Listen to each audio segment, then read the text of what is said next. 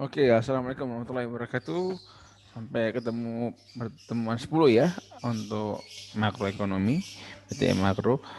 Seperti saya bilang di minggu lalu bahwa pertemuan 9 ada beberapa materi yang tertinggal.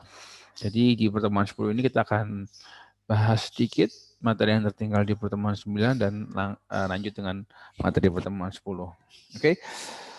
Oke, jadi di sini kita review terakhir kita itu diskusi mengenai aggregate supply ya.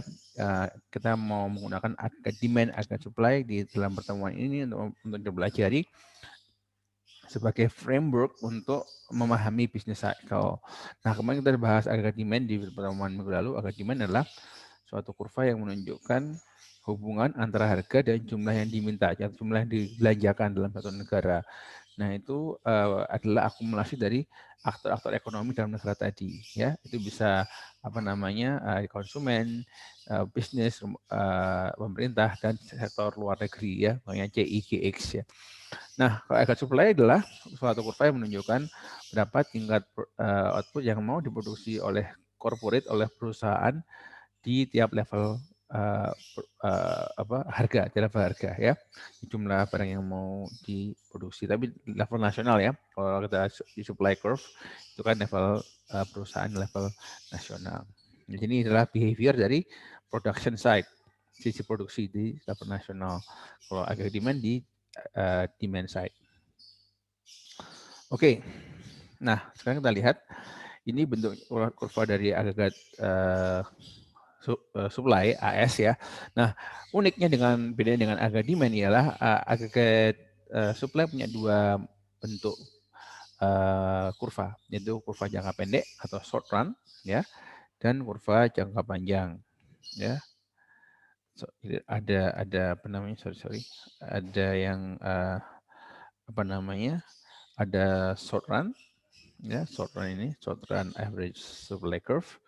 Nanti juga ada yang long run. Ya, kalau agak demand sama, mau long run, mau short run, ya sama aja. Oke, jadi dia bentuknya upward sloping ya. Upward sloping artinya dari kiri bawah ke kanan atas, upward sloping ya. Nah, di sini artinya apa? Artinya ketika ada harga itu dan jumlah produksi itu berhubungan positif ya. Jadi kalau misalnya ini harganya turun ya, maka jumlah yang diproduksi akan juga turun ya. Jadi decrease in the price level akan mengurangi produksi ya, karena namanya produsen nggak semangat kalau harganya turun, akan mengurangi produksi. Sebaliknya kalau misalnya harganya naik ya, kalau harganya naik, harga bagus, produsen akan semangat menambah produksi. Jadi hubungannya searah, arahnya sama ya. Oke, lanjut kita. Nah sekarang kenapa kok terjadi ini? Kenapa kok agak supply itu bentuknya upward sloping ya? Yang pertama, penjelasan pertama adalah karena ada misperception, ada perbedaan yang salah paham, ya, perbedaan persepsi, misperception dari supplier, ya, terhadap harga relatif.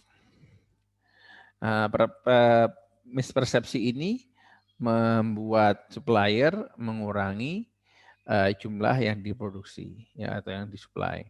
Ya, itu mispersepsinya. Bagaimana maksudnya nih mispersepsi ini? Ya, kita akan diskusikan di poin berikutnya. Jadi ada yang kedua adalah namanya sticky wage ya. Sticky wage itu adalah artinya upah itu cenderung kaku ya, kekakuan upah. Ya. Jadi nominal wage atau upah nominal tidak langsung ya, tidak immediately ya menyesuaikan dari perubahan harga. Ya, ini. Jadi ketika harga turun ya, harga turun maka real wage itu adalah upah nominal dibagi sama harga ya. Karena W per P itu adalah upah real, ketika harga itu turun ya kan, harga turun maka upah real secara keseluruhan akan mengalami kenaikan ya kan, karena yang bawahnya kan lebih kecil jadi naik ya. Jadi ketika harga turun upah realnya naik ya. Nah, upah realnya naik maka biaya real akan naik ya, biaya real cost yang di diterima oleh perusahaan itu akan meningkat, relatif lebih mahal sekarang bayar buruh daripada sebelumnya karena upah realnya meningkat. Nah, kalau biayanya meningkat, maka suatu perusahaan akan mengurangi pekerja, ya kan, atau mengurangi produksi. Ya kan? Nah, jadi ada hubungan, jadi seperti itu ya, price and quantity. Nah, jadi hubungannya searah kan hubungannya ya, hubungannya searah antara price dan production. Jadi kalau price turun, maka produksinya juga akan turun gitu. Nah, itu ya. Jadi itu apa namanya sticky wage tadi karena tidak segera menyesuaikan upah nominalnya, tidak segera upah nominal kan yang di atas nih ya, upah nominal itu yang di atas ini itu tidak semerta-merta berubah ketika yang upah ini adalah upah nominal, ini yang upah nominal itu tidak semerta-merta berubah adjust menyesuaikan dengan perubahan harga. Ya, harga sudah turun tapi upah nominalnya nggak ikut turun ya. Jadi akibatnya ya sticky wage itu ini apa namanya kekakuan harga. Ya, ada juga konsepnya price stickiness ya. Price wage itu kan salah satu harga ya, tapi konsep yang lebih umum ya konsepnya price stickiness. Ini artinya harga itu lengket ya, kelekatan harga ya. Harga itu kalau misalnya naik cepat ya, naik cepat. Kalau turun lambat ya. Kita lihat ya, harga BBM naik langsung harga naik ya kan, harga barang naik. Jadi tapi kalau BBM turun, nah nggak langsung turun ya. Nah, jadi elastis ke atas tapi ke bawahnya enggak ya, itu stickiness. Oke, jadi sticky price ya, ini kan sticky wage ya. Nah, ini kan sticky wage, ini sticky price. Jadi harga price of some goods and service, harga beberapa barang dan jasa itu adjust sluggishly ya, merespon dengan males ya, apa namanya, in response to changing economic condition. Jadi harga itu adjustnya lama atau lambat ya. Misalnya unexpected fall in the price level, harga yang jatuh ya, yang tak terduga, membuat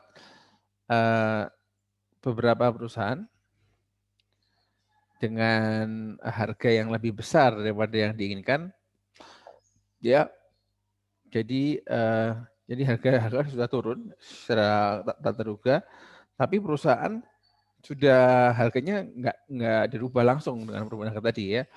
Akibatnya mengurangi penjualan perusahaan ya. Jadi nggak otomatis misalnya apa namanya harga tadi BBM turun, tapi harga perusahaan nggak ikut turun, ya kan?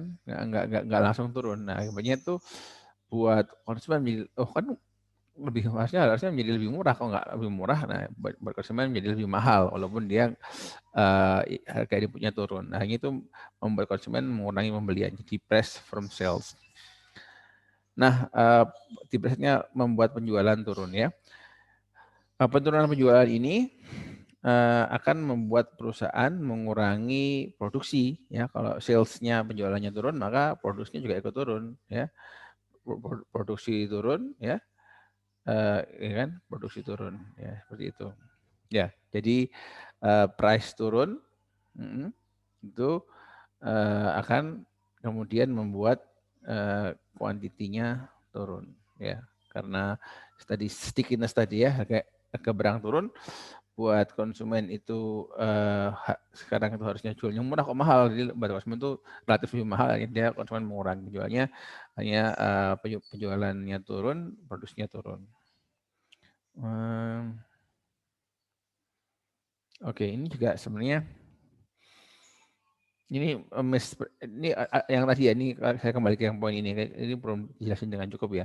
Kalau misperception ini adalah persepsi yang beda. Jadi kalau sebenarnya supplier itu menganggap bahwa harga itu turun ya, maka dia akan mengurangi jumlah produksi yang dijual ya. Kalau harganya itu turun ya. Seperti itu. Ya, ini masalah persepsi ya, perbedaan persepsi dari konsumen terhadap kondisi ekonomi gitu. Ya. Seperti itu. Oke.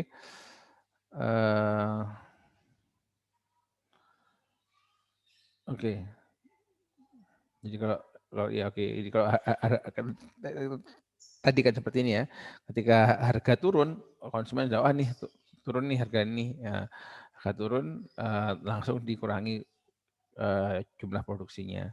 Ya, karena anggapannya bahwa harga turun itu menunjukkan ekonomi yang lesu gitu. Seperti itu. Oke.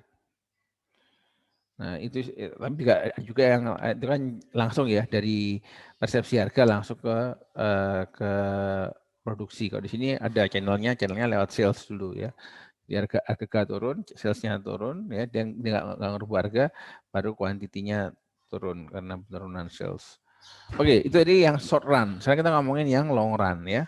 Long run. Nah, kalau long run ini beda sama short run, bentuknya vertikal ya, vertikal gini ya.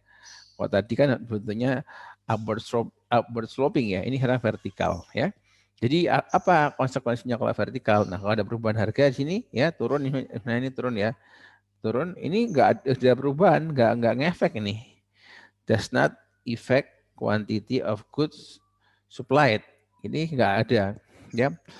Kenapa kok nggak ada? Karena ekonomi di titik ini, natural rate of output, di output yang natural, atau jadi bilang full employment, semua resource terpakai, mau tenaga kerja, mau modal, jadi memang nggak bisa dinaikin gitu. Sudah ibaratnya kapasitas produksinya sudah mentok gitu ya. Akibatnya harga tidak akan mempengaruhi output. Ya itu adalah long run harga supply. Sifatnya inelastis ya kalau kita, perfectly inelastic. Nah, jadi long run harga supply itu vertikal ya, dan output itu ya, nilai output ditentukan oleh potensial output. Nah, bukan ditentukan oleh harga, ya kan?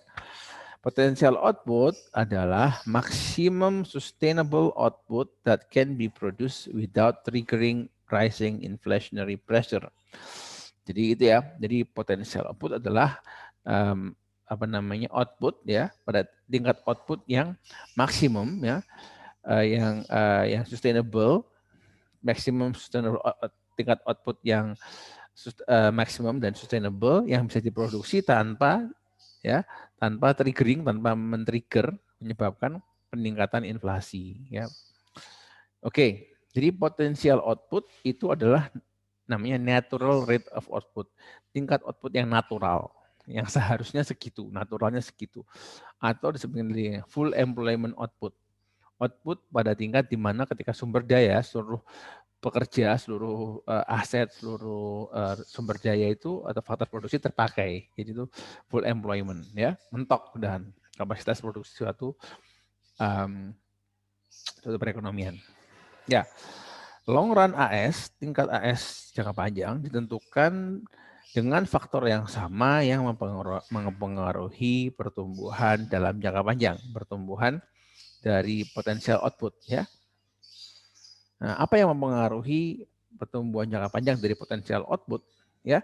Itu adalah jumlah, amount, jumlah dan quality dan kualitas dari available labor, tenaga kerja yang tersedia, the quantity of machines and other capital goods, jumlah mesin dan barang modal yang lain, and the level of technology. Of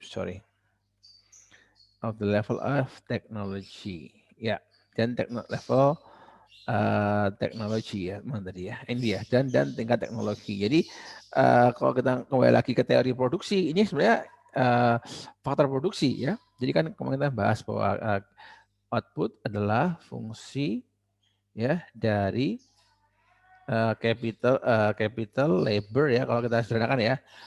Dan satu lagi ada teknologi ya, teknologi. Jadi teknologi bukan di tempatnya, tapi sebenarnya gini lah.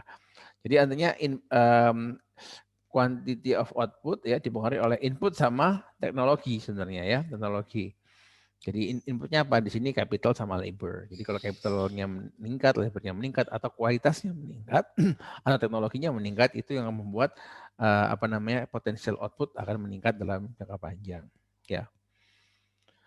Oke, sekarang apa yang mau determinan dari aggregate supply ya? Jadi ada beberapa variabel, ada potential output ya, ada production cost ya. Gimana kemudian impact-nya terhadap aggregate supply? Kita lihat potential output ada input ya, tadi kan potential output bergeser ketika inputnya berubah dalam hal kualitas maupun kuantitas atau teknologinya berubah ya. Jadi inputnya, jadi supply of capital, labor, natural resource ya. Ini potential output comes when employment of labor and other input is at the maximum sustainable level. Jadi potential output apa ini kan potential output ya. Potential output itu dipengaruhi oleh ketika penggunaan tenaga kerja dan input yang lain tuh pada tingkat yang maksimum secara maksimum sustainable ya, tingkat secara maksimum sustainable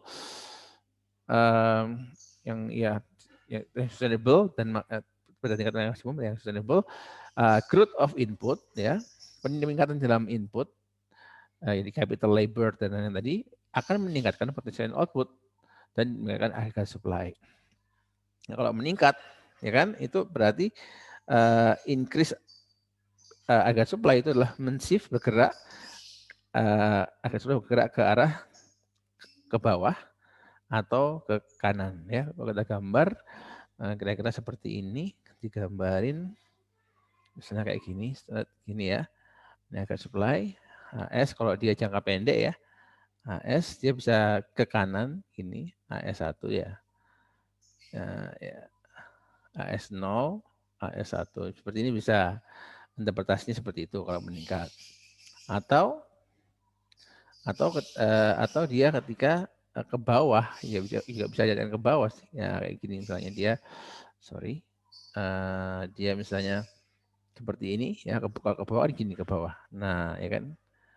Nah, ini AS1. Jadi ini sama aja ke bawah ke kanan sama. Ini dia geser ke kanan sama intinya ya, bertambah intinya. Artinya pokoknya gini intinya bahwa untuk tingkat harga yang sama sekarang produsen mau memproduksi lebih banyak ya, ini Q0 ini Q1 ya kan. Nah, meningkat. Nah, gitu ya. Itu intinya seperti itu. Oke, itu potensial output. Sekarang kita ngomong soal production cost. Ya, jadi impact-nya ada impact dari potensial output dari input dan teknologi efisiensi juga bisa dengan production cost ya. Kalau ada peningkatan production cost itu bisa dari faktor produksi, misalnya dari upah buruh naik ya. Nah, upah buruh atau turun. Ini kita ngomongin ini di sini turun ya. Lower wage. Kalau upahnya turun ya, maka biaya produksi akan turun. Nah, biaya produksi yang lebih rendah ya, maka itu akan membuat produksi meningkat ya.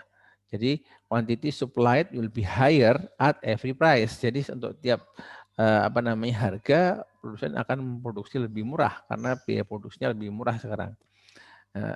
Untuk suatu tingkat potensial output tertentu ya. Yang satu input. Yang kedua kalau ada import price, nggak semua bahan baku ada dari dalam negeri, ada bahan yang diimpor ya. Ketika ini kita asumsinya adalah turun, a decline in foreign price, kalau harga impor turun ya, kita bicara tadi kan ya, or an appreciation in exchange rate, kalau misalnya ada penguatan nilai tukar ya, mengurangi import, mengurangi import price ya. Jadi kalau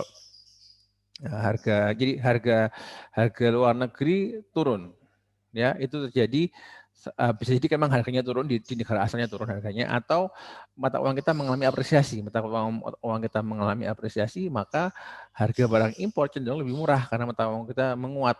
Ya, menguat artinya mata uang lain, mata uang asing jadi relatif lebih murah. Ya, jadi harga impornya turun.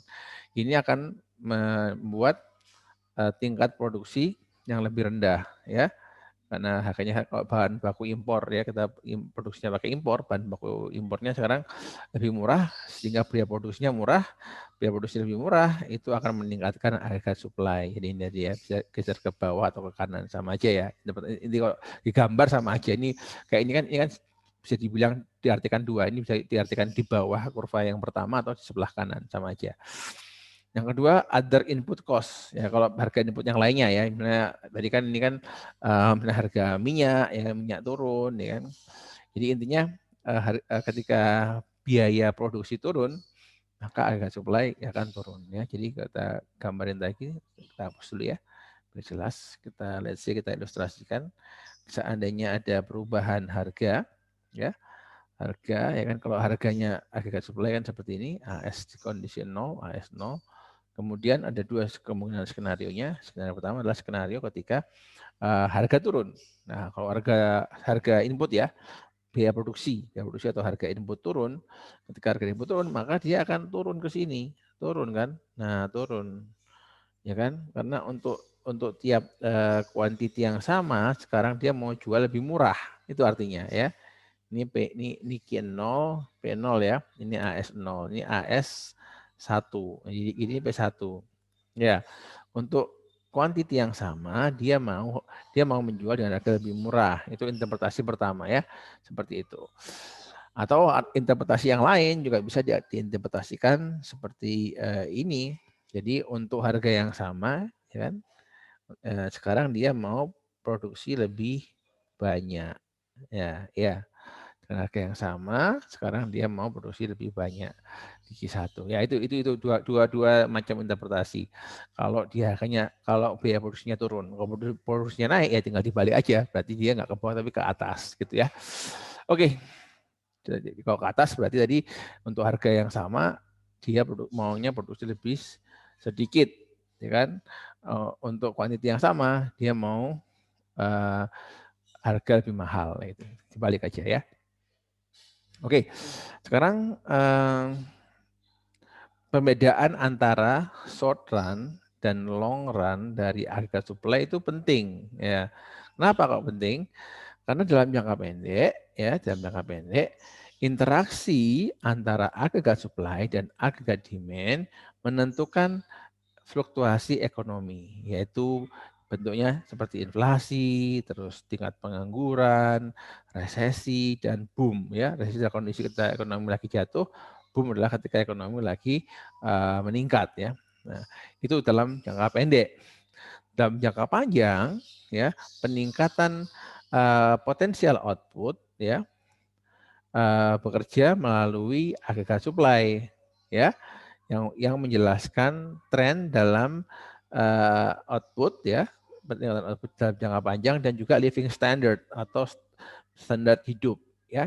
Jadi kalau kita ngomong kesejahteraan itu kita ngomong soal standar kehidupan. Nah, itu adalah tergantung dari pertumbuhan dari potensial output ya. Jadi long run ini ngomongnya kesejahteraan dalam jangka panjang. Tapi kalau kita ngomongin short run itu adalah fluktuasi ekonomi dalam jangka pendek. Menyangkut tadi variabel-variabel makro, inflasi, pengangguran ya, output gitu ya. Meskipun itu bedanya jangka pendek dan jangka panjang. Beda ya. Oke, sekarang kita lihat ekonomi makroeconomic equilibrium ya, kondisi makroeconomic equilibrium. Jadi kalau kita makroeconomic equilibrium kita pakai kurvanya kurva agregat demand dan agregat supply ya. Oke, kalau di microeconomic equilibrium adalah harga barang tertentu dan kuantitas barang tertentu. Kok di sini enggak agregat demand barang tertentu, supply barang tertentu. Di sini agregat demand, jadi akumulasi demand untuk berbagai jenis barang dan agregat supply ya. Oke, jadi a microeconomic equilibrium adalah kombinasi ya dari keseluruhan harga dan kuantitas di mana semua penjual dan semua pembeli itu satisfied, puas dengan pembelian mereka ya, pembelian, penjualan dan harganya ya. Disinilah jadi equilibrium tadi. Jadi saat kalau kita pakai short run agregat supply, ini agak demand ya di sini. Ini equilibrium price, ini natural rate of output ya. Ini keseimbangan semuanya. Jadi ini keseimbangan jangka pendek, jangka panjang ya di situ ini. Karena long run dan short run-nya di titik yang sama ya itu. Oke, terus kita lihat. Nah, ada dua penyebab dari fluktuasi ekonomi. Ya kan gampang kan karena cuma ada dua, agak demand dan agak supply. Jadi sumber shock itu dua. Kalau nggak dari demand ya dari supply. Nah, kita lihat dulu yang nomor satu, shift in aggregate demand atau AD shock. Ya. Nah, ini terjadi, aggregate demand shock terjadi ketika konsumen, bisnis atau government merubah total spending-nya relatif to the economic productive capacity ya. Jadi mengubah pola pembelanjaannya ya terhadap apa namanya secara relatif terhadap productive capacity satu ekonomi ya. Dalam jangka pendek ya, shift dalam harga demand menyebabkan fluktuasi dalam economic output ya, dalam output of goods and services. Ini kalau secara konkretnya adalah GDP ya. Jadi GDP adalah total output, total barang dan jasa yang diproduksi satu negara di satu satuan waktu tertentu. Jadi kalau ada short run shift, jadi kalau yang perubahan dalam jangka pendek, perubahan harga demand itu akan merubah GDP ya, atau jumlah output dan output itu barang dan jasa. Nah, dalam jangka panjang, long run, shift atau pergeseran harga demand affect the overall price level, but do not affect output. Nah, tapi jam jangka pendek, shock dalam harga demand hanya mempengaruhi harga, tapi tidak mempengaruhi output. Ya, kalau dalam jangka pendek mempengaruhi dua-duanya, mempengaruhi harga, mempengaruhi output ya kan. Nah, ada nggak ilustrasinya? Nah, ini ilustrasinya ya. Ini adalah penurunan harga demand. Kita lihat ini harga demand awalnya di sini. Warnanya mungkin supaya nggak bingung, kita ganti ya. Pakai warna hijau aja yang ada di sini. Oke, pertama kali di sini ya, harga demand. Terus ada perubahan ke sini. Ya, ada shock. Shocknya ialah ini bergeser ke kiri ya. Jadi decrease in harga demand. Harga demand berkurang. Shock set gitu kan. Konsumen belanja lebih sedikit. Akibatnya kita lihat agregat supply-nya ya, nomor 1, nomor 2 ya. Ini agregat supply-nya masih di level 1. Jadi ini agregat supply-nya 1 di sini ya. Jadi pergeseran ke sini ya. Akibatnya equilibrium-nya di sini. Jadi di titik sini ya. Jadi awalnya di sini awalnya dia sebelum bergeser ini di sini ya, di sini. Ini kondisi 0 ya. Kondisi 0, 0, 0 ya. Kondisi 0. Ya, equilibrium di sini kan. Nah, kemudian dia bergeser.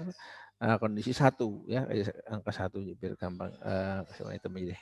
Nah, kemudian dia bergeser ke sini, ini 1 kan ya, kondisi 1. Nah, ini 0 ini 1 serang di sini. 1 ya. Sorry. Sorry, sebentar ya. Oke, ini sekarang kondisi 1. Nah, kondisi 1 ya. Jadi agak demand-nya geser ke kiri, sekarang shifting dari sini ke sini, geser ke sini keseimbangannya ya. Asumsinya bahwa harga demand-nya nggak geser. Harga supply-nya nggak bergeser, tetap di sini ya.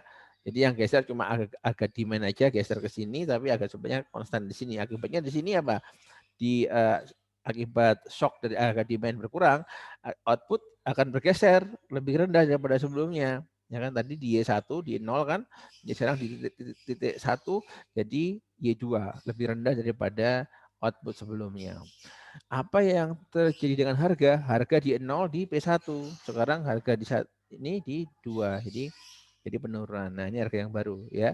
Dari P1 ke P2. Jadi akibat pergeseran harga demand yang bergeser ke kiri atau berkurang, shocknya kontraksi, itu membuat output lebih rendah dan tingkat harga juga lebih rendah ya. Nah, itu jangka pendek ya. Tapi dalam jangka panjang, nomor 3 ini, nomor kita percaya box ini ya, nomor 3. Over time ya, short run AS curve shift ya, agregat supply dalam jangka panjang juga geser nih, geser ke kanan ya. Geser ke kanan. Akibatnya gimana sekarang pergeserannya? Akibatnya sekarang titiknya bergeser dari 0, 1, sekarang 2 di sini. Nah, di sini adalah yang kedua. Ya, 2 di sini. Ini 2 sekarang ya. 1, 2. Ya. Ya tadi kan agak dimenya kan ya, jadi gesernya ke sini, seret ke sini ya. Nah, mungkin kasih warna yang lain ya biar kelihatan, kasih warna hitam kali ya. Oke, kasih warna hitam ya. Ini jadi ini titiknya di sini. Ini geser ke sini seret, ini terus ke sini lagi seret, geser ke sini seret ya ke sini ya. Ini 0, ini 1, ini 2. Ya, geser ke sini sekarang. Nah, di sini apa yang terjadi di sini di titik 2 ini? Titik 2 ini sekarang kita lihat akibat pergeseran harga supply ke kanan ya. Bergeser ke kanan, akibatnya harganya gimana harganya? Harganya dari P2 tadinya sekarang di equilibrium baru jadi P3, turun lagi harganya ya. Sedangkan gimana dengan outputnya? Outputnya tadi yang Y2 ya kan? Sekarang jadi Y1, baik lagi. Jadi kesana lagi seret ya kan? Jadi akibatnya apa yang jadi di sini? Akibatnya ialah harganya berubah, tapi outputnya nggak berubah. Nah, ya kan? Makanya kemudian kita hubungkan ya dua titik ini, titik 0 dan 2 itu akan membentuk kurva agregat supply dalam kurva long run agregat supply. Ya, menunjukkan bahwa dalam jangka panjang nggak ada tuh perubahan output. Output tetap aja kembali ke Y1, tapi harga yang berubah, ya kan? Harga dari pertama tadi P1 ke P3 berubah, ya kan? Jadi itu dalam jangka pendek pergeseran shock AD itu bisa mempengaruhi harga dan output, ya kan? Jadi yang pertama sih yang berpengaruh itu warna ini, harga ini kan yang berubah ya di sini kan ya. Ini yang dalam jangka pendek seperti ini, tapi dalam jangka panjang ya itu hanya akan mempengaruhi price. Nah, price-nya yang berubah di sini price. Tapi ininya tetap ya seperti semula. Ya itu mengapa dalam jangka pendek itu bisa mempengaruhi output dan price, tapi dalam jangka panjang hanya mempengaruhi price aja karena ada penyesuaian. Oke, ya itu jadi adalah demand ya tadi ya. Demand shock yang pertama fluktuasi terjadi karena fluktuasi demand. Yang kedua fluktuasi terjadi karena shift pergeseran harga supply atau supply shock ya. Nah, shift ya, adverse shift in aggregate supply cause stagflation. Jadi kalau supply bergerak secara dramatis, secara adverse ya, itu akan menciptakan resesi dan inflasi bersamaan. Ya, resesi dan inflasi. Resesi adalah kondisi ketika ekonomi down. Inflasi adalah kondisi ketika harga naik. Ya, jadi ini resesi berhubungan dengan output ya, output. Kalau output dan employment ya, kalau inflation itu punya ke price ya. Jadi sudah outputnya jatuh, harganya naik. Wow, serem ya. Output falls dan price rise. Jadi sudah jadi punya mengkeret, harganya naik ya. Policy makers who can influence aggregate demand cannot offset both of these adverse effect simultaneously. Ya, jadi kebijakan pengambil kebijakan yang bisa mempengaruhi aggregate demand nggak bisa secara simultan mengatasi keduanya secara simultan. Jadi soal output dan harga secara simultan nggak bisa. Kita lihat. Nah ini ya contohnya adversive dalam agregat supply. Kita lihat awalnya AS di sini ya, AD di sini, equilibriumnya di sini, awalnya di Y1 dan di P1, ya kan? Nah, lalu apa yang terjadi? Lalu kita lihat, saya ganti warnanya biar kelihatan. Nah, ya kemudian ada adversive in short run aggregate supply, geser ke kiri dia. Ya, geser ke kiri kita lihat, kita kejar ya. Berarti yang baru terjadi ini kan ke kiri semua kan. Nah, jadi equilibriumnya tetap di harga demand kan, enggak bergeser kan. Jadi ini di sini yang baru, equilibrium yang baru. Ya. Nah, ini geser kan dia ke sana kan, gesernya kan sama semua. Nah, di sini apa yang terjadi? Di tingkat ini harganya lebih tinggi daripada sebelumnya, ya. Sedangkan outputnya lebih rendah, ya. Harga naik, ya, inflasi, output rendah, resesi. Nah, serem. Ya, jadi kalau harga supply yang bergerak, yang berkontraksi itu serem, ya, karena efeknya ke harga dan juga ke quantity. Beda kalau output tadi ya, kalau output ini kalau jadi harga demand itu geser ke kiri tadi kan ya, itu dalam jangka pendek terjadi apa tadi? Harga demand geser ke kiri dari 0 ke 1 ya. Jadi harganya turun paling enggak ya kan, kalau harga demand-nya tuh mengalami kontraksi paling enggak harga turun, lebih murah. Output kontraksi tapi harga turun. Oke lah ya. Kita output itu kan juga output income expenditure kan ya. Output lebih rendah berarti kita income-nya lebih rendah, tapi harganya lebih murah. Oke lah ya, masih oke ya, ada kompensasinya. Kompensasi dari output yang rendah adalah harga yang lebih murah. Tapi kalau di saat harga supply-nya yang terkontraksi itu repot ya, karena harga lebih mahal dan output lebih sedikit. Sudah duitnya tambah sedikit, tapi akhirnya tambah mahal. Jadi kan duitnya lebih sedikit, income-nya, output-nya lebih sedikit, tapi harga lebih murah ya. Jadi yang parah nih kalau harga supply yang mengalami kontraksi ya. Oke, kita lihat lagi. Jadi ini satu tadi adverse shift in harga supply. Kita kemudian yang nomor 2 ini ya akibatnya nih 2. Output fall ya kan. 2 ini kan outputnya jatuh ya. Jadi peningkatannya 1 ini kan ya agak supply geser ke kiri, yang satu ya outputnya jatuh, dan yang nomor 3 price-nya naik ya. Jadi itu yang parah ya kalau agak supply terkontraksi ya. Nah, sebagai respon dari kontraksi harga supply ini bisa mengakomodasi shift in harga supply. Jadi bagaimana kita mengcounter efek dari harga supply yang jatuh tadinya. Tadi ya seperti awal tadi mana kondisi awal adalah AD sini ya, AS di sini ya. Ini kondisi awal A titik A. Terus ada ketika short run AS fall kontraksi set ke kiri kan, ke kiri ini ya, maka pemerintah mengambil kebijakan mencoba untuk mengakomodasinya dengan peningkatan AD, ekspansi fiskal. Ingat kalau pemerintah kan CIG kan di sebelah harga demand, dia nih ekspansi, seret ya. Jadi ini equilibrium baru ada di AS2, sorry beda ya. Equilibrium baru berarti ada di warna hitam aja. Di AS2 dan AD2. Nah, ini adalah equilibrium baru ya. Karena tadi yang AS2 karena ada short run fall ya di AS2, AD2 karena policy maker shift expanding AD.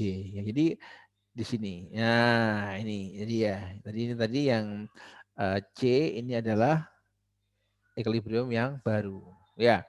Sedangkan tadi yang A adalah equilibrium yang lama. Nah, apa artinya sini sekarang? Artinya sekarang ya kita dengan adanya mengcounter agregat demand mengcounter, yang kita lihat ialah nggak ada perubahan dalam output. Ya, ya. Jadi harga memang naik dari P1 ya, tadi tanpa adanya intervensi itu di P2 ya lebih tinggi kan ke sini ya. Tapi harusnya tanpa ada intervensi harusnya di sini nih ada kontraksi output di sini harusnya di level ini. Ya, tapi karena di counter dengan harga demand dia balik lagi ke sini. Jadi nggak ada perubahan output tapi harganya naik lebih tinggi lagi. Jadi totalnya segini, P1 ke P3 ya. Ini adalah harga yang berubah tanpa adanya intervensi itu di P2 di sini ya. Jadi apa artinya? Artinya ialah dengan adanya intervensi pemerintah dengan meningkatkan harga demand itu bisa mengcounter penurunan output.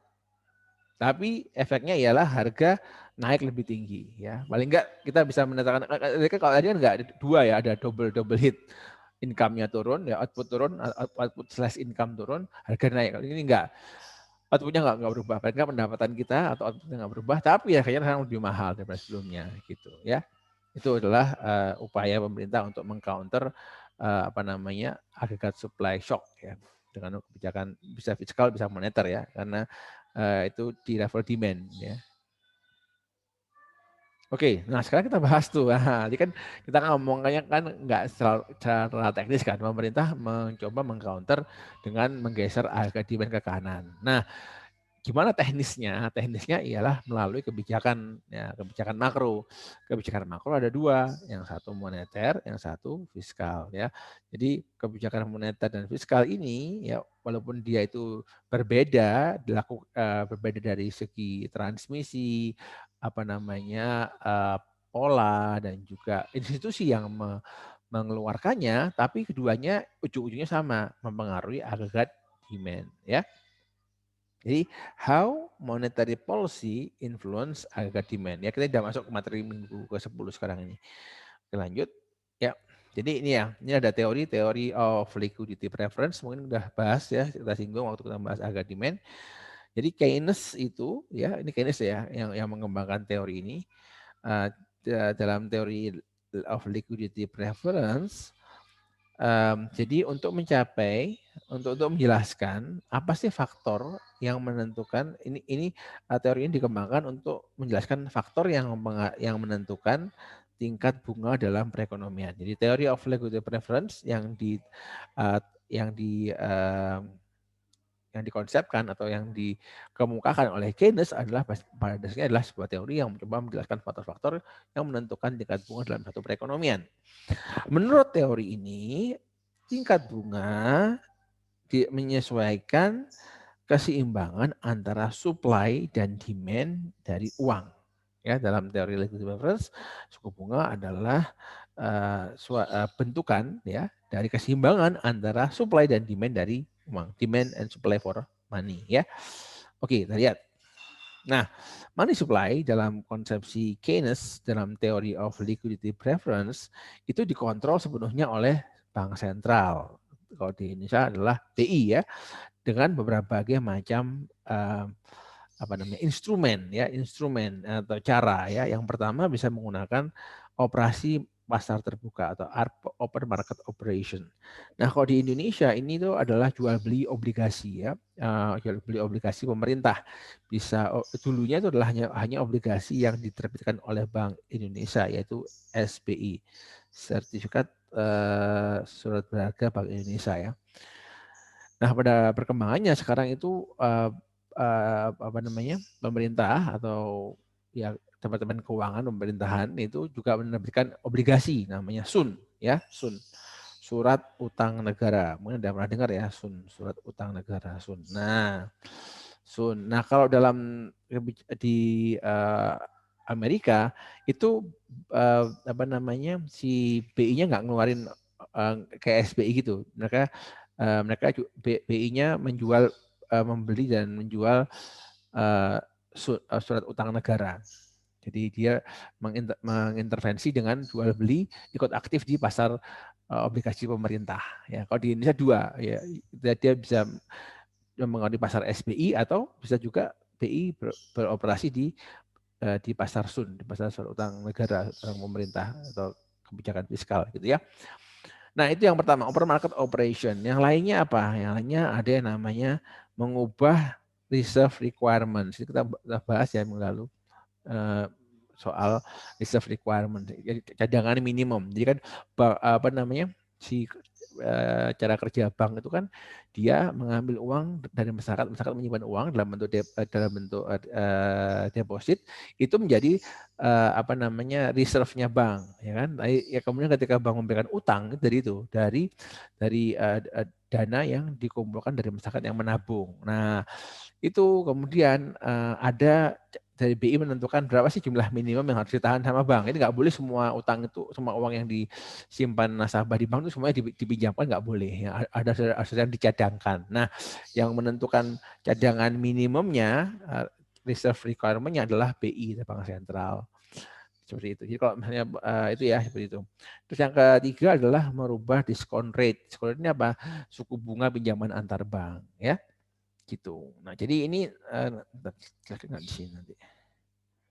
Oke, ya nanti kita akan nanti kita jelaskan lebih lanjut ya. Oke, jadi karena itu fix ditentukan oleh bank sentral ya, bank sentral yang menentukan quantity of money supplied nggak dipengaruhi oleh suku bunga karena bank sentral itu mengurangi QUB bukan dalam rangka mengambil keuntungan, tapi untuk mempengaruhi perekonomian. Jadi dia netral dengan tidak dipengaruhi oleh suku bunga, justru malah mempengaruhi suku bunga ya karena dia sifatnya eksogen ya. Jadi fixed money supply karena dia tidak dipengaruhi oleh suku bunga direpresentasikan dalam bentuk kurva supply yang vertikal gitu ya. Nah, kita lihat. Nah, ya ada nggak gambarnya di sini. Nah, seperti ini, money supply-nya vertikal ya. Tidak dipengaruhi oleh suku bunga. Ya, ini adalah jumlah uang ya. Oke, kita mundur lagi sebentar. Oke, sekarang ada selain money demand ada juga money supply. Money supply ada juga money demand ya. Nah, dalam teori liquidity preference, salah satu faktor yang paling penting yang mempengaruhi suku bunga adalah suku bunga ya. Satu hal faktor yang terpenting yang mengaruhi money demand, yang faktor yang mengaruhi kenapa orang mau megang uang atau permintaan uang adalah suku bunga ya. Jadi orang cenderung memilih memegang uang daripada aset yang lain. Apa namanya?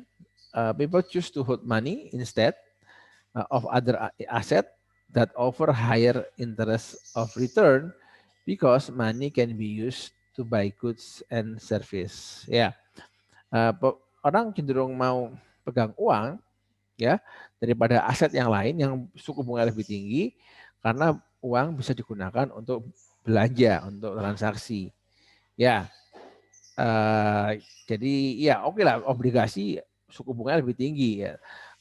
Uang malah bisa bilang nol suku bunganya. Tapi kalau uang itu bisa dibuat jual beli, kalau obligasi nggak bisa, hanya untuk menyimpan kekayaan ya.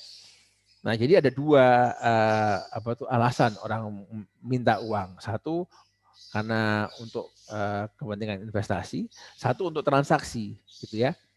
Nah, jadi itu ya.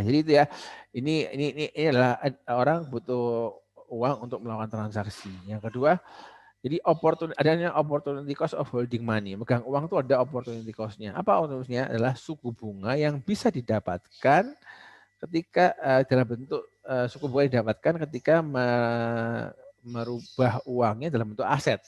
Daripada dia pegang uang 100 juta cash, kalau dia 100 juta itu dibelikan saham, itu ada return-nya gitu loh. Nah, return dari 100 juta yang dipegangkan dalam saham itu adalah opportunity cost dari memegang uang cash gitu ya.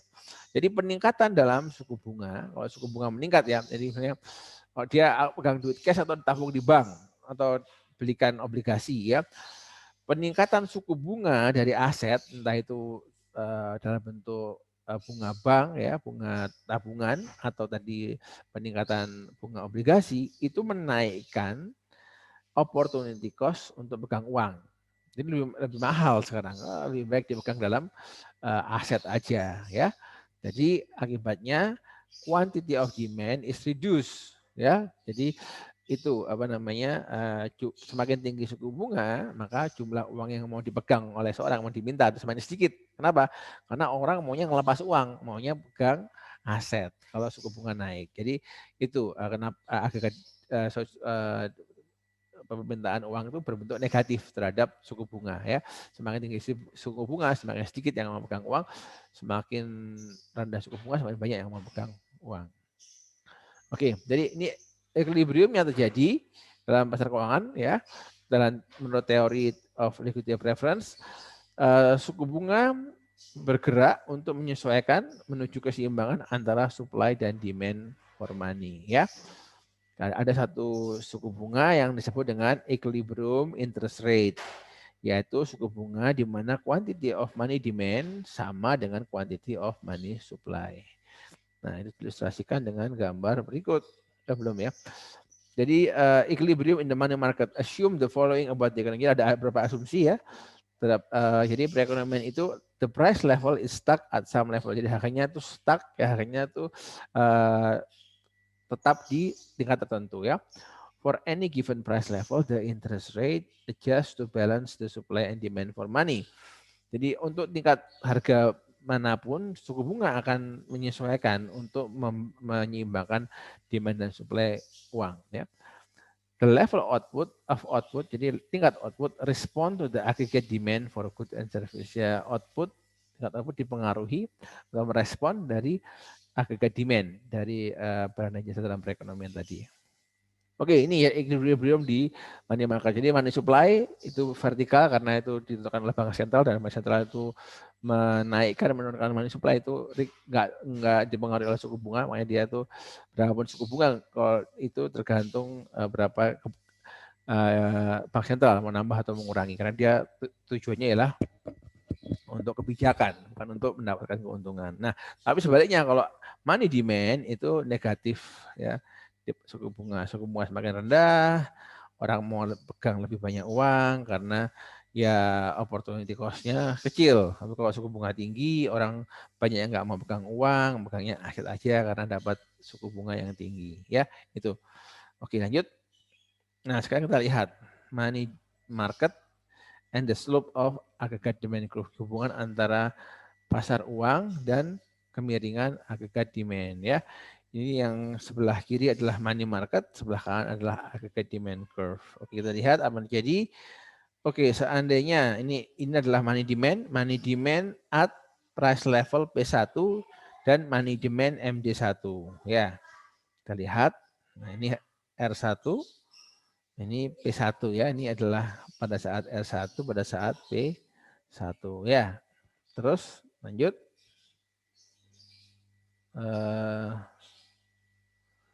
Nah, harga naik. Apa yang jadi ketika harga naik?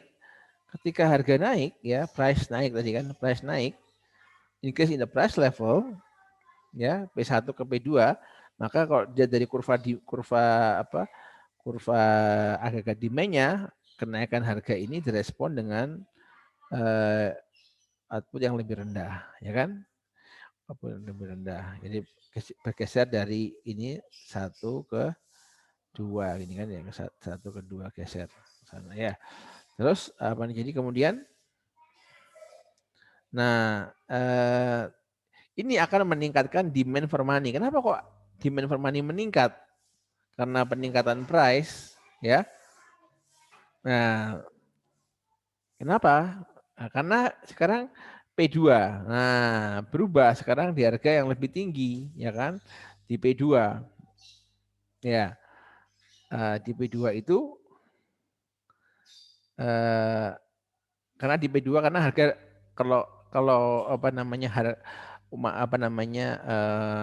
harga semakin mahal berarti kan inflasi kan ya. Maka untuk melakukan transaksi yang sama dibutuhkan uang yang lebih banyak ya kan anggap aja nggak ada perubahan konsumsi ya kan tapi sekarang harga naik. Jadi untuk bisa belanja bertransaksi dengan apa namanya jumlah yang sama, jumlah real barang yang sama dibutuhkan uang yang lebih banyak ya kan. Itu yang membuat money demand-nya geser ke kanan ya kan. Karena kebutuhan akan uang untuk transaksi meningkat karena peningkatan harga di P1 ke P2. Nah, akibat dari peningkatan demand for money, akibatnya ialah ini kan demand-nya meningkat, maka harganya meningkat. Jadi peningkatan dalam suku bunga, suku bunganya meningkat karena demand-nya meningkat, suku bunganya price of money ya itu meningkat suku bunganya. Nah, terus itu membuat apa namanya suku bunga meningkat. Akibatnya apa? Akibatnya oke, ini mungkin kita tadi terlalu cepat ya ke sini ya. Oke, saya hapus dulu yang ini. Oke. Jadi kembali lagi saya ulangi lagi ya, saya ulangi lagi. Jadi yang pertama terjadi ialah ini tadi ya kan harga naik. Ya, harga naik membuat sekarang barang-barang lebih mahal, akibatnya si konsumen untuk belanja kebutuhan yang sama butuh uang yang lebih banyak. Akibatnya jadi peningkatan money demand, ya kan? Money demand meningkat, ya kan? Karena perlu uang yang lebih banyak untuk belanja yang sama, menyebabkan peningkatan dalam suku bunga. Suku bunganya naik, ya kan? Karena butuh orang yang nyari duit lebih banyak, ya kan? Harga uang meningkat. Nah, suku bunga meningkat ini membuat variabel YCIG-nya berubah, ya kan? Kalau suku bunga naik, orang kredit konsumsi turun, karena mahal sedang untuk kredit. Investasi juga turun, kenapa? Ya ini kan investasi kan dipengaruhi oleh suku bunga. Kalau suku bunga murah berarti orang berani investasi, ya kan? Karena selisih antara keuntungan sama biaya investasi, jadi suku bunga semakin tinggi. Kalau suku bunga semakin mahal, ya orang semakin nggak mau investasi ya karena biaya investasinya semakin mahal. Karena biaya investasinya semakin mahal, jadi orang nggak mau investasi. Oke, akibatnya karena ini maka terjadi penurunan ini. Ya, makanya Y-nya akan turun. Karena peningkatan suku bunga akan membuat reduce the quantity and good demanded. Ya, karena suku bunga turun, C-nya turun, konsumsinya turun, investasi juga turun, maka outputnya juga turun. Itu yang membuat kenapa agregat demand itu miring downward sloping ya, dengan penjelasan liquidity preference. Oke ya. Nah, sekarang kita bahas soal perubahan dalam money supply ya, perubahan money supply. Nah, ini adalah kebijakan moneter kan, money supply ini ya. Jadi central bank atau bank sentral bisa menggeser aggregate demand. Jadi kurva aggregate demand itu bisa digeser oleh bank sentral ketika dengan kebijakan moneter. Ketika dia merubah kebijakan moneter itu akan menggeser aggregate demand. Oke. Nah, kita ada skenario pertama ya, meningkatkan, increase, meningkatkan money supply. Kalau money supply meningkat, maka itu akan menggeser money supply curve ke kanan, ya kan? Ini kan agak demand, ini gini kan, money supply, ini agak demand, ya kan? Kalau dia increase money supply, ini kan MS ya, ini MS, ini MD ya, MD ini suku bunga, ini quantity of money.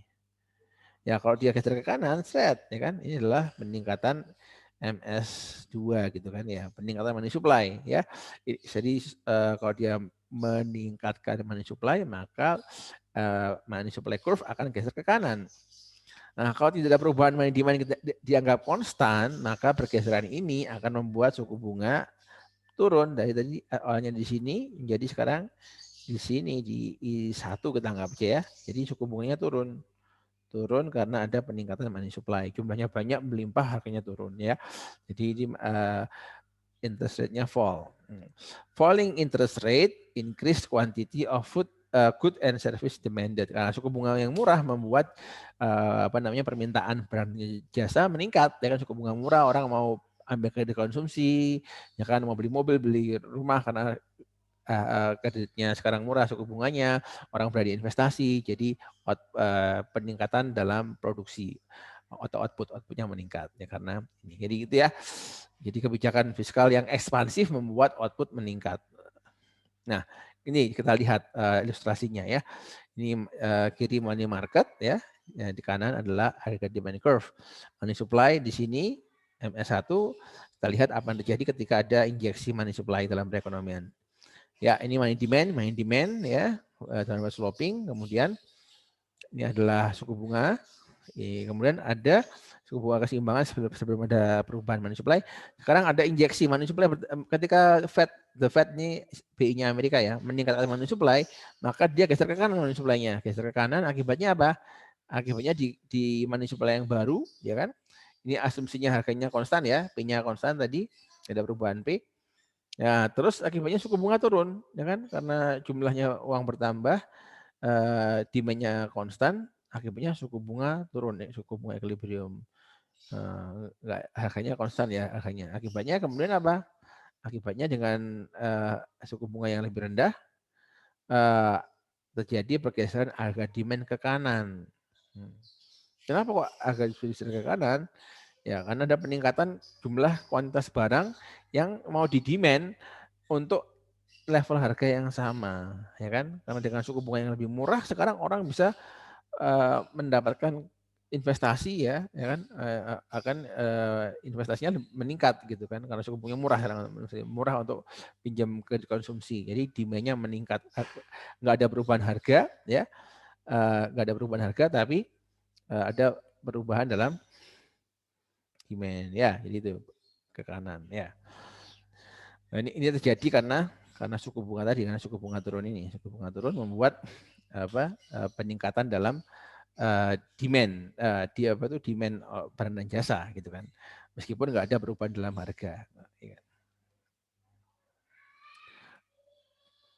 Oke, jadi perubahan, kita ngomong soal perubahan dalam money supply ya. Ketika bank sentral meningkatkan money supply, itu jadi peningkatan money supply yang dilakukan bank sentral itu akan menurunkan suku bunga, ya kan? Dan akan meningkatkan kuantitas barang dan jasa ya yang diminta. Jadi jumlah barang dan jasa yang diminta, demand akan meningkat at any given price level dengan tingkat harga berapapun ya itu berubah ya. Jadi itu ditunjukkan dengan shifting agregat demand ke kanan ya. Jadi itu bisa menggeser ya, BI bisa menggeser agregat demand ke kanan dengan cara meningkatkan money supply. Ya, kayak gitu. Money supply naik, suku bunga turun, CIG meningkat akibat untuk tiap harga yang sama, artinya harga demand geser ke kanan ya. Sebaliknya kalau bank sentral atau BI kontraks ya, ini kan kontrak itu mengkontraksi money supply atau mengurangi money supply. Ya, mengurangi money supply berarti MS-nya geser ke kiri gitu kan, akibatnya suku bunga akan naik ya, mengurangi quantity of good and service demanded ya untuk tiap price level dan menggerakkan harga demand ke kiri. Nah, jadi BI itu bisa menggeser AD ke kanan atau ke kiri. Kalau ke kanan menaikkan suku bunga, kalau ke kiri mengurangi suku bunga. Mengurangi money supply ya. Yang kalau meningkatkan money supply, menurunkan suku bunga turun, akibatnya output yang diminta meningkat. Kalau mau mengontraksi, menggeser ke kiri harga demand, menurunkan money supply, akhirnya suku bunga naik, output dan barang dan jasa yang diminta akan turun, harga demand geser ke kiri, gitu ya. Nah, sekarang itu yang moneter. Sekarang kita bahas yang fiskal ya. Gimana fiskal policy mempengaruhi harga demand ya. Kalau di Indonesia fiskal policy itu adalah dilakukan secara operasional oleh Kementerian Keuangan ya, Bu Sri Mulyani itu. Dengan mengotak-atik APBN ya. Anggaran pendapatan dan belanja negara APBN. Ini pendapatan, ini belanja, ini expenditure ya. Ini pendapatan ya, pendapatannya negara, revenue-nya negara, revenue dan expenditure ya. Salah satunya adalah dengan pajak ya. Dari sumbernya revenue pemerintah adalah salah satunya adalah pajak, tax ya, salah satunya. Oke, sekarang kita lanjutkan. Oke, jadi gimana fiscal policy bisa mempengaruhi agregat demand ya. Jadi fiscal policy refers to the government's choices regarding the overall level of government purchase or tax. Jadi fiscal policy itu adalah menunjukkan pilihan pemerintah terhadap keseluruhan belanja pemerintah atau pajak ya. Fiscal policy influence saving, investment, and growth in the long run. Jadi kebijakan fiskal bisa mengurangi tabungan, investasi, dan juga pertumbuhan dalam jangka panjang. In the short run, fiscal policy primarily affects the aggregate demand. Tapi jangka pendek, kebijakan fiskal itu terutama mempengaruhi aggregate demand. Ya, changes in government purchases. Nah, ini sekarang kita ngomongin soal belanjanya ya. Ini purchases, oke lah, spending, purchases. Jadi kalau kita ngomong APBN, sekarang ngomongin soal belanjanya, B-nya ya, APBN. Ngomongin soal belanja atau purchasesnya. Gimana sekarang pengaruh perubahan dalam belanja pemerintah terhadap makroekonomi ya. When policymakers changes the money supply or tax, the effect on aggregate demand is indirect. Ya, ketika tadi kalau perubahan dalam money supply ya atau pajak itu perubahannya aggregate demand itu nggak langsung ya, karena itu harus melalui spending decision of firm or household. Ya. Jadi ini menarik ya, dia money supply kan biar moneter tuh, dia kan mengaruhi suku bunga ya. Suku bunga money supply itu mengaruhi suku bunga itu kemudian membuat konsumen berpikir, oh suku bunga sekian, oh berarti lebih murah ya untuk aku untuk melakukan investasi. Jadi tergantung dari keputusan dari pelaku ekonomi ya perubahan suku bunga itu. Tidak langsung, indirect. Sama seperti pajak juga. Pajak pemerintah mau meningkatkan belanja masyarakat supaya belanja lebih banyak, teks diturunkan. Akhirnya kalau teks diturunkan, maka masyarakat punya pendapatan relatif yang lebih tinggi akibat penurunan pajak. Tapi bagaimana pengaruhnya ke perekonomian tergantung dari individu yang mendapatkan keringanan pajak tadi. Wah, aku tahun ini dapat keringanan pajak, misalnya aku dapat keringanan 100 juta, misalnya kayak gitu. Nah, bagaimana dia akan menggunakan keringanan pajak tadi tergantung oleh dia gitu loh. Nah, dampaknya ke perekonomian tergantung dari keputusan individu yang terdampak dari kebijakan tadi. Jadi nggak langsung, indirect gitu kan. Jadi tergantung spending decision dari individu atau perusahaan ya. Nah, tapi kalau pemerintah itu mempengaruhi belanjanya sendiri, belanja barang dan jasanya sendiri, itu langsung dampaknya shift the aggregate demand curve directly. Jadi dampaknya ke aggregate demand itu secara langsung, ya kan? Karena pemerintah belanja gitu kan. Kalau aja kan suku bunga diturunkan, perusahaan rumah tangga mikir gimana ya aku akan menyesuaikan belanjaku, ya kan itu kan. Seberapa cepat mereka mengambil keputusan untuk merubah belanjanya itu akan terasa dampaknya ke perekonomian, nggak langsung. Nah, tapi kalau pemerintah memutuskan untuk meningkatkan belanjanya 2 kali 5 tahun ini langsung karena dia sendiri yang belanja ya, jadi lebih direct ya dampaknya. Oke, sekarang gimana dampak dari perubahan belanja pemerintah? Ada 2 makroekonomi efek dari perubahan belanja pemerintah. Yang pertama ada namanya multiplier effect. Yang kedua ada namanya the crowding out effect. Kita bahas satu-satu ya. Oke, lanjut. Apa nih? Oke, yang government purchase apa namanya? Belanja pemerintah ya. Belanja pemerintah dibilang itu punya multiplier effect terhadap harga demand ya. Belanja pemerintah punya multiplier effect terhadap multiplier pengganda, dampak pengganda ya. Jadi tiap rupiah yang dibelanjakan oleh pemerintah bisa menaikkan agregat demand dari barang dan jasa by more than a dollar, lebih dari $1. Jadi pemerintah meningkatkan belanjanya sendiri $1 atau 1 triliun, ya kan? Itu dampaknya ke perekonomian bisa lebih dari 1 triliun, lebih besar ya. Kenapa? Karena ada dampak pengganda tadi, pengganda multiplier ya. Oke, multiplier effect itu adalah mengacu pada additional shift, tambahan pergeseran dalam harga demand that result when expansionary fiscal policy increase income and thereby increase consumer spending ya. Jadi ketika belanja pemerintah meningkat, ada tambahan peningkatan harga demand ketika kebijakan fiskal ekspansif itu meningkatkan pendapatan masyarakat sehingga meningkatkan belanja masyarakat gitu loh. Jadi nggak cuma belanjanya pemerintah yang meningkat, pemerintah mengakibatkan peningkatan belanjanya pemerintah kan adalah peningkatan pendapatan buat masyarakat. Hanya pemerintah memutuskan untuk meningkatkan belanjanya kepada sektor UKM. Maka sektor UKM belanjanya pemerintah itu ke UKM jadi peningkatan pendapatan sektor UKM. Nah, ketika sektor UKM pemilik usahanya mengalami peningkatan pendapatan, maka dia akan meningkatkan belanjanya. Nah, ini ada efek turunan dari apa namanya peningkatan belanja pemerintah tadi ya. Nah, ini contohnya ya.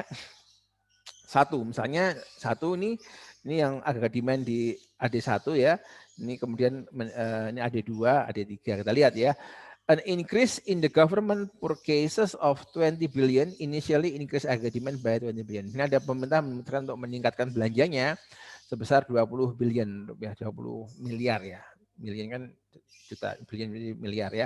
Jadi dengan harga yang sama ya, sekarang pemerintah mau belanja lebih banyak sebesar 20 billion. Pergeseran ini sebesar 20 billion ya kan. Akibatnya sekarang ekonomi berada di key yang baru. Nah, ini gapnya sebesar 20 billion ya. Ya. Nah, kayak gini kan ya. Nah, tapi kemudian ada but the multiplier effect can amplify the shift in aggregate demand. Ini dampak multipliernya ini meningkat lagi lebih jauh ya. Jadi yang 20 billion ini kan belanja pemerintah menjadi tambahan income buat masyarakat. Masyarakat yang income-nya bertambah meningkatkan konsumsinya, maka terjadi peningkatan key yang kedua. Peningkatan yang pertama, ini peningkatan yang kedua karena dampak multiplier tadi ya. Jadi totalnya perekonomian tumbuh sebesar ini lebih dari 20 billion ya. Nah, ini adalah formula untuk menghitung spending multiplier, ini dibahas ya di pertemuan pertama atau kedua ya. Pertemuan terakhir atau sebelumnya di UTS. Oke. Formula untuk menghitung multiplier adalah multiplier dihitung dari 1 dibagi 1 min MPC. Nah, ingat bahwa dalam konsep ini MPC ya, marginal propensity to consume tambah MPS itu sama dengan 1. Artinya tambahan pendapatan itu kalau nggak dikonsumsi ya di saving gitu kan. Nah, jadi multiplier adalah 1 dikurangi MPC. Kalau dengan konsepsi ini maka ini juga bisa tulis 1 per MPS. Ya, MPS gitu ya. Jadi formula yang penting dalam ini adalah MPC ya, MPC. Itu MPC adalah berapa tambahan income yang oleh rumah tangga digunakan untuk konsumsi daripada ditabung gitu. Ya kan? Oke, ini kalau kita mau analisis ya. Ada nggak di sini? Oke. Oke ya. Kita lihat, jadi kalau kita lihat di sini ya, oke kita contoh aja langsung ya. Di sini ya, ketika MPC-nya 3/4, ya 3/4, 3/4 itu berapa sih 3/4? 3/4 itu kan sama dengan 0,75 ya. 0,75 ya kan, ini MPC. Artinya ini apa? Artinya MPC segini nih artinya. Artinya kalau seseorang itu mengalami peningkatan pendapatan sebesar 1, ya kan, 0,75-nya itu digunakan untuk konsumsi. 75%-nya. 25%-nya ditabung, gitu kan. Kalau ini 100 ya, berarti ini 75 gitu ya. Ya gitu ya. Tinggal dikalikan aja ya. Itu artinya itu ya MPC ya. Oke. Sekarang kita lihat di sini. Ketika MPC 3/4 maka multiplier adalah 1 dikurangi 1 min 3/4. Jadi berapa ini? Tinggal seperempat kan? 1 dibagi seperempat sama 4. Ya. 4 kali lipat. Jadi kalau misalnya tadi itu 20 billion, maka dampaknya ke perekonomian adalah 20 billion dikalikan 4. Kalikan ini multipliernya. Jadi 4 kalikan 20, 80 billion yang tercipta. Dari peningkatan 20 billion pemerintah, totalnya perekonomian dampaknya ke besar 80 billion peningkatan demand dan nah, sekarang kita eksperimen ya. Itu kalau pakai MPC-nya 3/4. Artinya orang ini termasuk royal ya kan, karena 3/4 tadi artinya kan bahwa orang itu menghapuskan 75% dari tambahan pendapatannya untuk ini kan artinya kan 75% dari peningkatan pendapatan itu digunakan untuk menambah konsumsi ya kan, meningkatkan konsumsi ya kan karena ini kan sama dengan 0,75 ya kan. Angka ini kan sama 0,75. Oke ya. Oke, ini kan royal betulnya kan dapat 175 itu dibelanjakan. Nah, kalau orang yang lebih pelit gimana? Maksudnya dia punya MPK-nya itu 0,5. Dia lebih pelit ya, lebih pelit 0,5. Artinya apa? Artinya kalau 0,5 kalau dapat pendapatan 1 itu setengahnya dibelanjakan, setengahnya ditabung atau 50% kan berarti kan ya. 50% tabung kan 75% kan 50% digunakan untuk menambah konsumsi. Oke. Apa yang terjadi kalau ekonominya banyak orang pelit kayak gini ya? Maka kita hitung di sini seperti ini ya, kita hitung multipliernya. Ini kan berarti 1 per 1 kurangi 0,5 atau setengah kan ya. Sama dengan 1 dibagi sama setengah ya kan, alias 2. 2 ya, bandingkan 2 sama 4. Apa akibatnya ke perekonomian? Ternyata multipliernya lebih kecil. Jadi kalau Anda pelit ya, efeknya ke ekonomi lebih kecil. Make sense kan? Karena duitnya nabung di bank, tabungan Anda nggak berputar ke roda perekonomian. Jadi kalau tadi kalau ini cuma 0,5 belanja namanya tingkat MPC-nya 0,5 dengan MPC 0,5, maka belanja pemerintah 20 billion ini dengan perekonomian yang MPC-nya 0,5 akan menghasilkan 2 kalikan 20. Jadi saya cuma sama dengan berapa?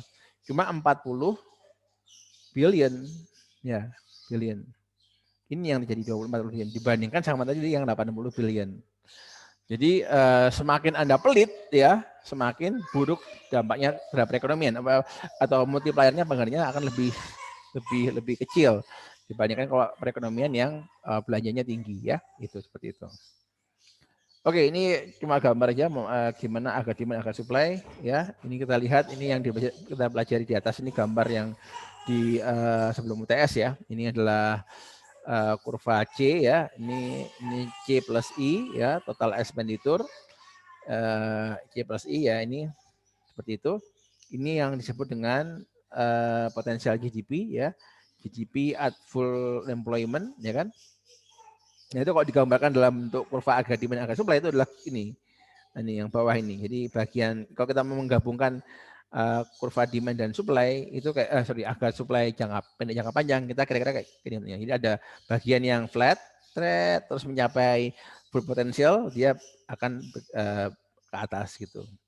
Jadi artinya apa? Artinya peningkatan harga demand ya sebelum mencapai titik ini, misalnya kalau kita anggap aja harga demand meningkat ya, meningkat di titik sini ya, meningkat gini ya. Sorry. Bentar.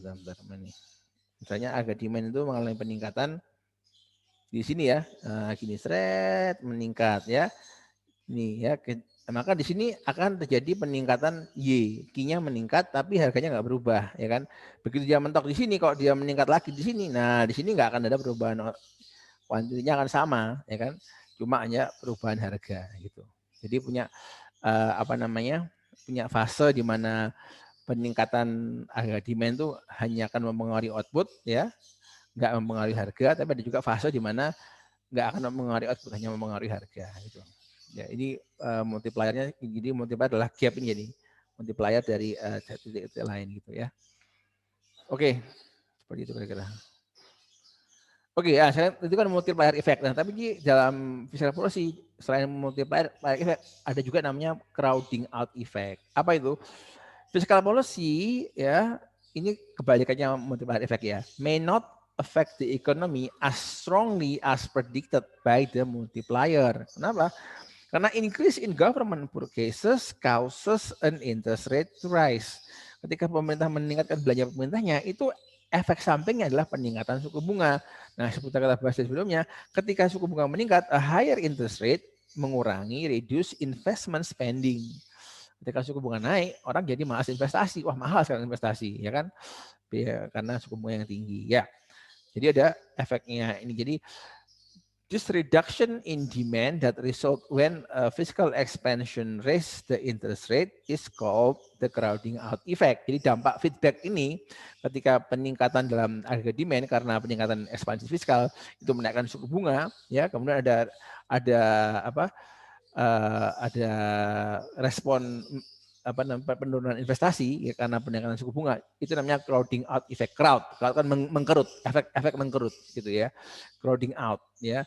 This crowding out effect tends to dampen the effect of fiscal policy on harga demand. Jadi crowding out effect ini mengurangi efek dari kebijakan fiskal kepada harga demand. Nah, sekarang pertanyaannya ialah, ini coba ini kasih ilustrasi dulu ya. Ilustrasi ini adalah crowding out effect. Kita lihat ini money market, ini harga demand ya.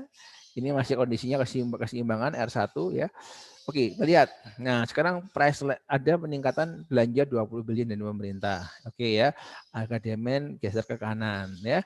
Akibatnya ketika ada peningkatan dalam belanja pemerintah itu meningkatkan harga demand ke kanan, untuk tiap harga yang sama ada peningkatan belanja. Oke, kemudian money supply harga demand akan geser ke kanan. Kenapa?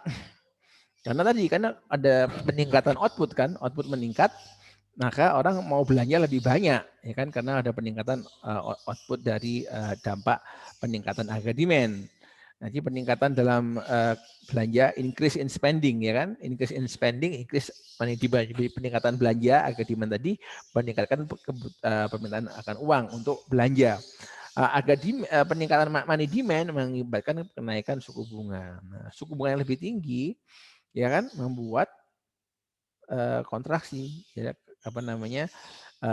penurunan investasi karena suku bunga lebih tinggi. Jadi peningkatan output karena efek multiplier fiscal policy ya partially offset, sebagian dikurangi, dinetralisasi dengan karena peningkatan suku bunga tadi. Dan partially offset the initial increase in harga demand gitu ya. Seperti itu. Jadi ke sini ya. Kayak gitu ya. Nah, sekarang ketika pemerintah meningkatkan belanjanya sebesar 20 billion, aggregate demand for goods and service could rise by more or less than 20 billion. Nah, sekarang ketika pemerintah meningkatkan belanjanya sebesar 20 billion, aggregate demand itu bisa meningkat, bisa lebih atau kurang dari 20 billion, tergantung whether the multiplier effect or the crowding effect is larger gitu loh. Ya kan? Kalau multiplier effect-nya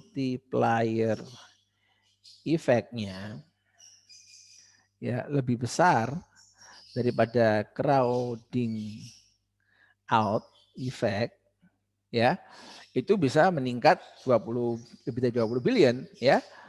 Tapi kalau crowding out-nya lebih kecil ya bisa jadi kurang 20. Kalau makanya kan ini kan harus kita lihat kan net effect-nya kan, netnya berapa netnya.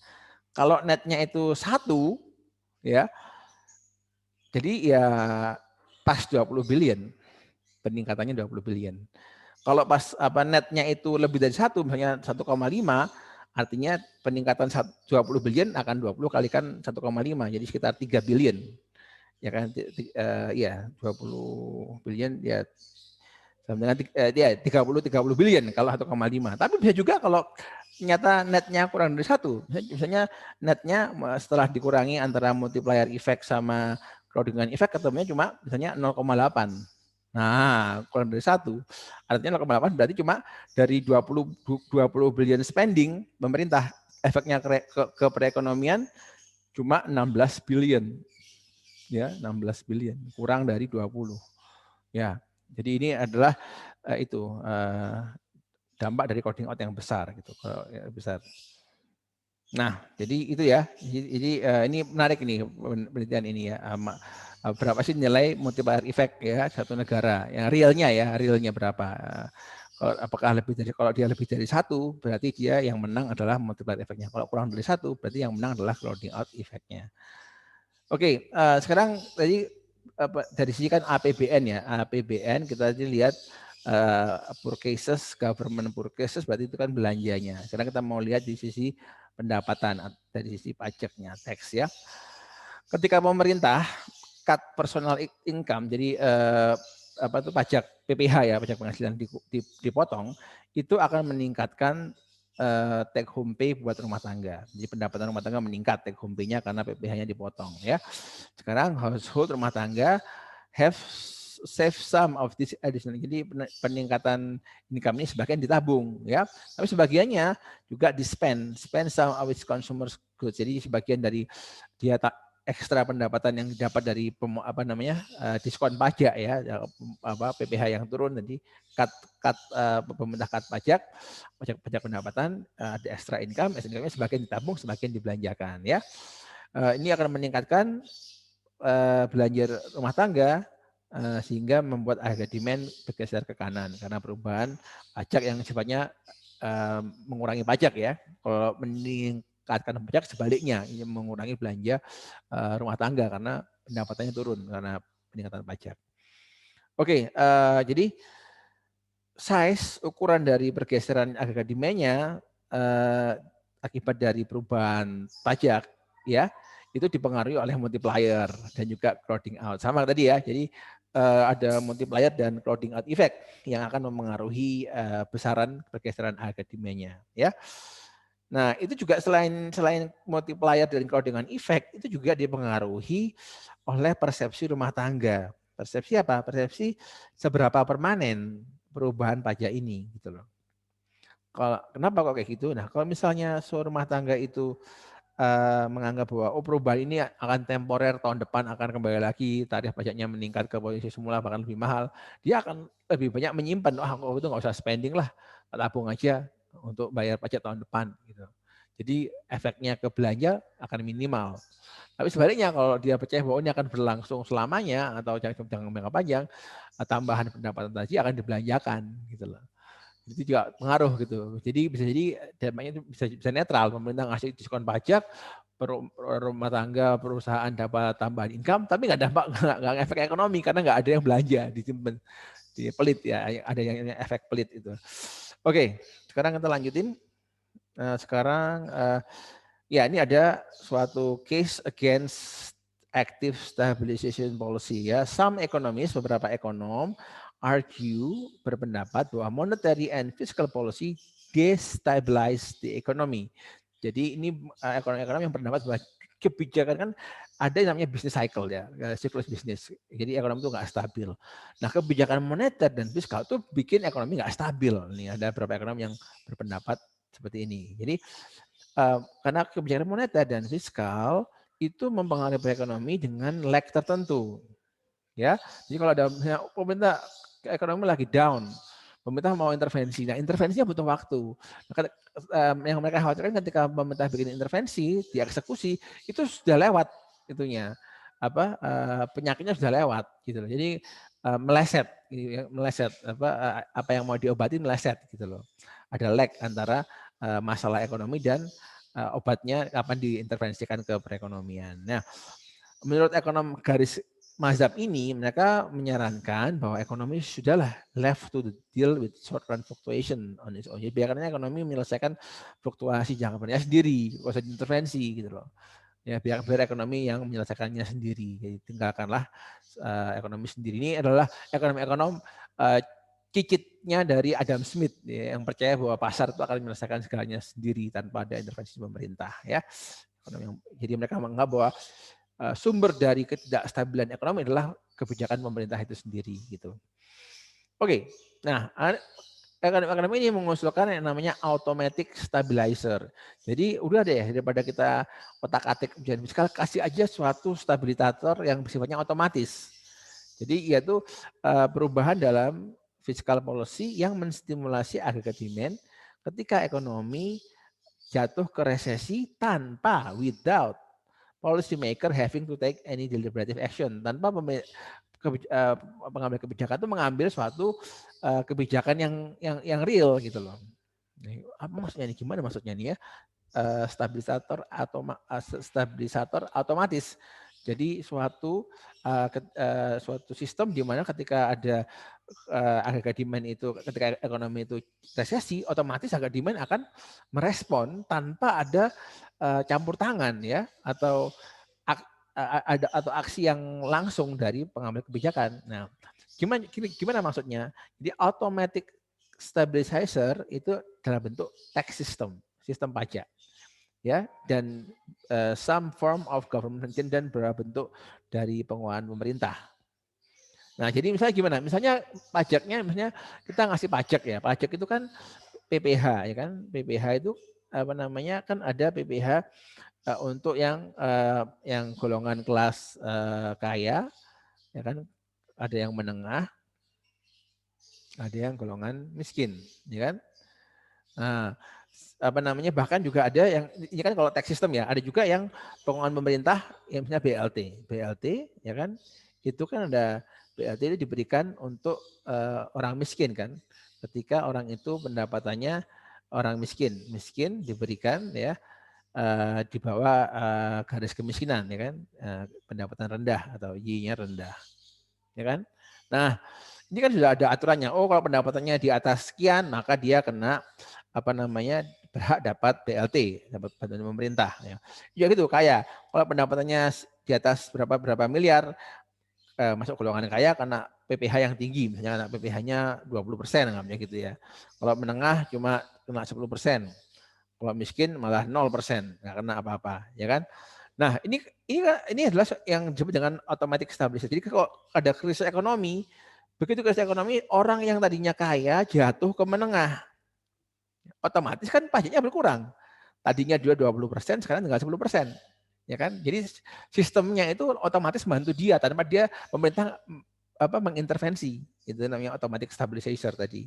Sedangkan orang yang menengah tadinya kena pajak 10%, sekarang kena krismon, jadinya dia miskin, jadi nggak bayar pajak. Ya kan? Jadi sistemnya otomatis membantu orang yang terjatuh dalam sistem ekonomi gitu kan. Sebaliknya, ingat krisis itu nggak simetrik. Kadang-kadang ada yang orang yang kayak misalnya COVID ini, ya memang secara overall itu orang itu banyak yang terdampak menjadi lebih miskin, lebih sedikit pendapatannya. Tapi kita juga nggak bisa menutup mata. Ada beberapa kelompok yang justru malah mendapatkan keuntungan dari COVID. Misalnya industri kesehatan, ya. Industri kesehatan itu meningkat pendapatannya. Jadi mereka tadi yang di industri kesehatan itu mungkin dia kelas menengah, meningkat sekarang di COVID jadi kelas ekonomi kaya. Nah, otomatis sekarang dia otomatis berubah. Tadinya kena pajak 10%, sekarang kena pajak 20%. Ya kan? Jadi otomatis pendapatan pemerintah tadi yang tadinya memang betul ada berkurang. Berkurang banyak orang kaya yang menjadi menengah, berkurang pendapatan pemerintah. Tapi juga ada peningkatan pendapatan dari orang yang menengah sekarang menjadi kaya. Nah, demikian juga ini kan dari sisi teks ya. Sekarang ini dari sisi pengeluaran, BLT tadi. BLT tadi kan dibanding oleh orang miskin, ya kan? Begitu dia pendapatannya di bawah suatu garis tertentu, garis kemiskinan, dia dapat bantuan. Nah, ketika krisis, orang miskinnya meningkat. Jumlah orang miskin meningkat. Artinya otomatis pengeluaran BLT meningkat. Jadi ada peningkatan government spending tanpa ada intervensi pemerintah. Jadi pemerintah nggak usah intervensi apa-apa. Sistemnya memang gitu, memang automatic stabilizer. Begitu ada krisis, orang miskin bertambah, otomatis jumlah penerima BLT meningkat, otomatis gitu loh. Tanpa pemerintah, oh ini krisis, kasih orang tambahin penerima BLT, nggak usah kayak gitu. Pakai aja sistem tadi gitu loh, sistem automatic stabilizer tadi seperti itu. Jadi tax system dan government spending system gitu ya, utama dalam social safety net gitu loh. Ada sistem-sistem. Jadi otomatis orang yang miskin dikurangi pajaknya tanpa harus ada, oh nih pemerintah memberikan keringanan pajak, nggak usah kayak gitu. Otomatis ada sistem yang otomatis memberikan keringanan dan juga otomatis membantu. Itu yang dianjurkan oleh seorang banyak ekonom gitu. Jadi daripada kita kebijakan yang sifatnya bongkar pasang ya, dan itu kan butuh waktu kan, berapa persen nih? Oh sekian persen ya kan, kalau diskusinya kepanjangan orangnya sudah keburu mati orang miskinnya gitu loh. Jadi daripada itu bikin aja yang sifatnya automatic stabilizer. Nah, repotnya ialah gimana mendesain ini yang bagus gitu kan. Membangun ini butuh diskusi panjang gitu. Tapi begitu dia jadi diinstal ke sistem, udah tinggal tidur aja. Ekonomi tinggal tidur aja, pemerintah tinggal tidur aja, pengambil kebijakan, sistemnya jalan sendiri ya. Ya mungkin ini utopia ya, tapi dengan pengembangan teknologi informasi, big data, terus otomatisasi, ya, bukan nggak mungkin ke depan kita bisa menginstal suatu automatic stabilizer yang canggih, yang apa namanya bisa mengidentifikasi orang miskin, sistemnya itu otomatis bisa menangani kondisi ekonomi tanpa perlu banyak campur tangan dari pemerintah gitu. Tapi tentu tadi butuh data yang banyak, butuh banyak simulasi gitu kan ya, desain computing power yang tinggi, data yang kualitasnya bagus dan tersedia secara on time supaya bisa mengambil kebijakan yang akurat. Oke, itu adalah materi untuk pertemuan dari 10 ya, 9-10 jadi sudah selesai. Terima kasih atas perhatiannya. Kalau ada pertanyaan apa bisa diposting di WA Group. Akan ada kuis untuk pertemuan 8, 9, 10. Tunggu aja, akan saya posting di aula. Terima kasih sekali lagi. Wassalamualaikum warahmatullahi wabarakatuh. Waalaikumsalam warahmatullahi wabarakatuh.